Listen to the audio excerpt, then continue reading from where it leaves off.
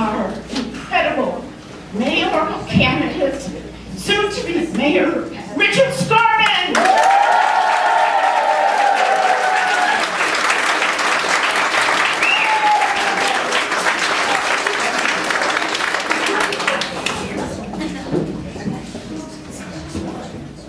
Well, thank you, everybody. I'm going to give a political speech. And I'm relieved, too, because I'm tired of hearing it. I almost died twice in my life. Actually, the first time I'm going to tell you about in depth. Second time was pretty recently. I was walking on the Stratton open space with my dog, and I round the corner. I was listening to All Things Considered. And lo and behold, I walk around the corner, and there's a bear. And I fell into the bushes, and the bear goes up to me and goes, like that far from my face. And then went running off after my dog. It was barking and got me into this mess to begin with. And of course, 2 cubs were following the bear. And just was one of those moments. And by the way, the bear smelled like a skunk. Was the dog okay? The dog was okay, and we left that area quickly and minded our own business, and the bear was happy that we were gone too. But in November 16th, 1976, I dropped my girlfriend Julie Henshaw off at the airport, the Denver airport. I was heartbroken. We were college lovers, we were very close, and then she moved away and I stayed. And I was very sad. I couldn't get over it. It was just a heartbreak for me. On my way home, I stopped at the New York Bagel Boys on Hampton because I could never pass a bagel, and especially because of the lack of bagels in Colorado Springs at the time. And I picked up 2 hitchhikers at the Hampton exit of I-25. Long-haired guys, that was the 70s. Everybody hitchhiked. We all picked them up. Didn't think anything of it. And on the way down to Colorado Springs, I had a great conversation with the guy in the front seat. We talked about my heartbreak, about his heartbreaks in life. Sweet guy. Guy in the back seat didn't say much. Except when we got to that place right south of the Air Force Academy exit where it says scenic exit, I feel it going. And I didn't know what it was. I thought, what's this cold thing? And he says, if you stay cool, we're not going to hurt you. He cocked the trigger. He put bullets in. And I said, I know, places that you can take me, and is this what you want? We want to take you to a place that we can tie you up and take your wallet and your car, and we're not going to hurt you. And I started saying, well, where do you want to go? Do you want to go over here? Do you want to go over there? He said, shut the F up. And just drive. So I did. And I kept looking at the guy in the front seat that was next to me, who had been kind to me. And he kept kind of nodding at me a little bit. And I thought, well, I may be okay in this thing. I'm not sure. But I'm going to do everything that they say, and hopefully I'll get out of this. Well, we drove out east. It was way out east.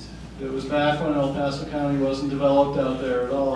There was a dirt road off a dirt road. No signs, nothing.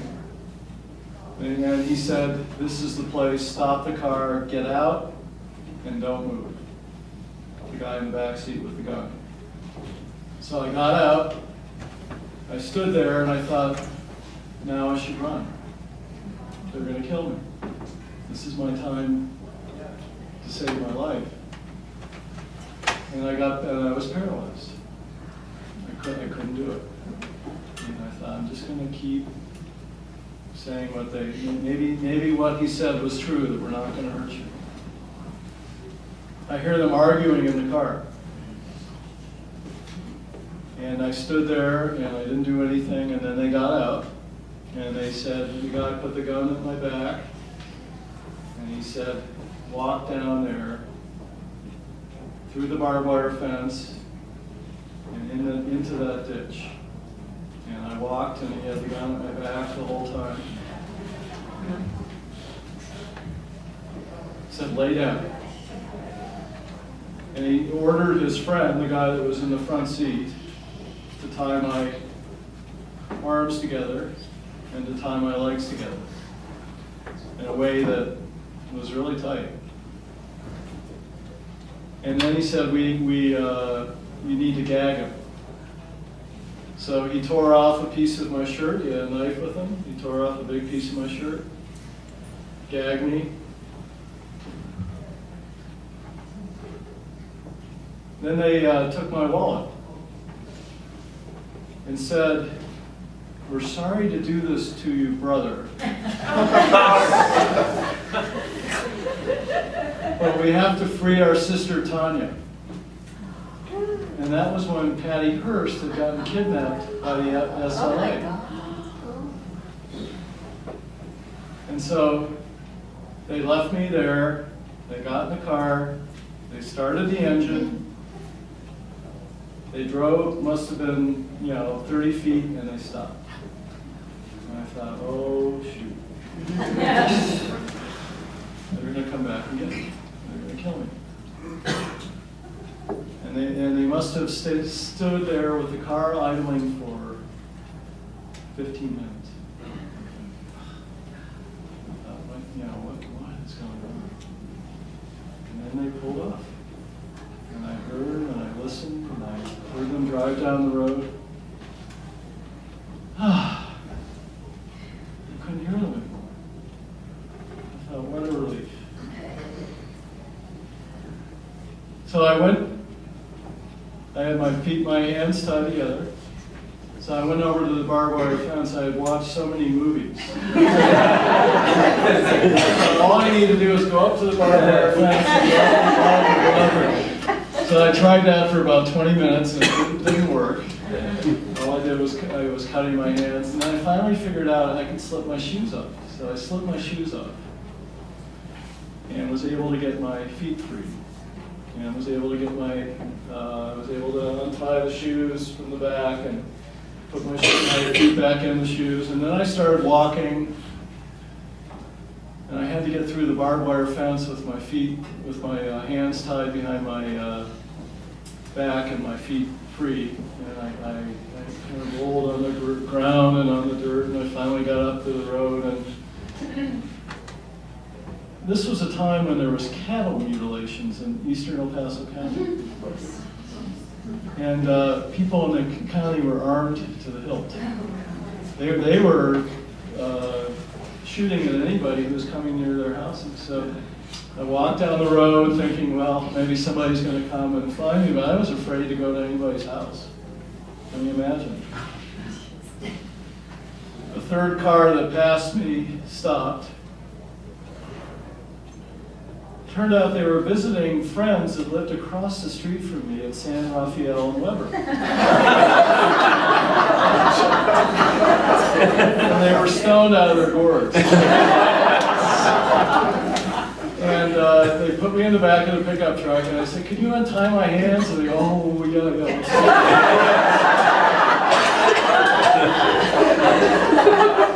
I had the coldest ride I've ever had in my life. It was November in the back of a pickup truck. They took me to my house. I called the police, and the police came and did a report. Well, they found the guys who did this to me. I had a credit card. They left my car in Larned, Kansas, with the key in it, I guess. They took my credit card and rented a car, and then they went to Topeka, Kansas, and rented a motel room. And they, at the motel room, they figured out the credit card was stolen, so they arrested them. They had the gun, they had my ID, they had everything. And they extradited them back to Colorado. Meanwhile, I heard from my friend Tim Remington in Akron, Ohio, that I was on the news on Paul Harvey.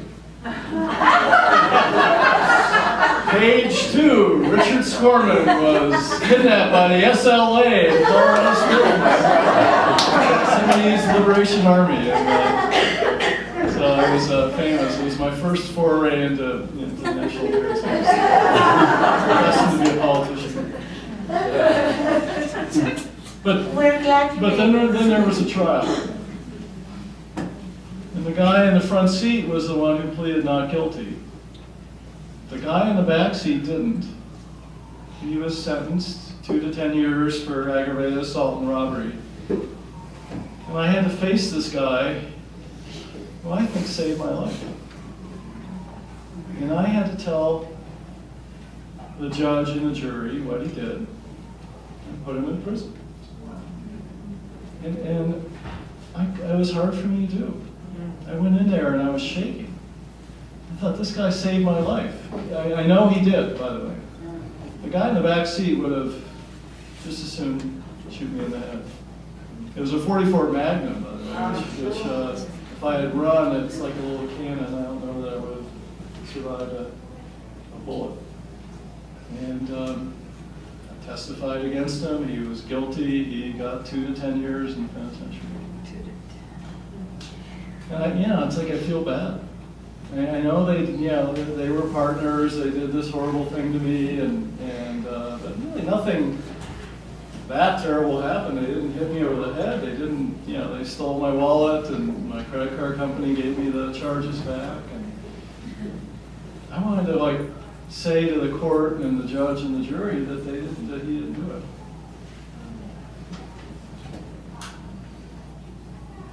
I couldn't. And I feel lucky to be alive today.